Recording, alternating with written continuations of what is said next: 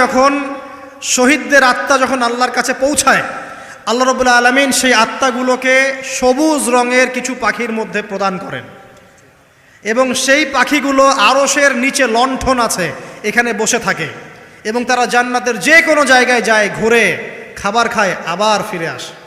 আল্লাহ পাক তাদেরকে বলেন যে তোমরা কি চাও, তোমরা কি চাও? শহীদরা কিচ্ছু বলতে পারে না। কি চাইবো? আল্লাহ এত নিয়ামত দিয়েছেন, কি চাইব? যখন আল্লাহ বারংবার প্রশ্ন করতে থাকেন তোমরা কি আর কিছু চাও, তোমরা কি আর কিছু চাও, তোমরা কি আর কিছু চাও, তখন শহীদরা শেষে বুঝে যে আমাদের কিছু না কিছু তো বলতে হবে এখন। তখন তারা বলে, হে আল্লাহ, আমরা আরও একবার পৃথিবীতে যেতে চাই এবং তোমার পথে জীবন দিয়ে আবার ফিরে আসতে চাই। আল্লাহ পাক বলেন এই সুযোগ তো আর নেই, অতএব তোমাদের আর কিছু চাওয়ার নেই, তোমরা এখানেই থাকো।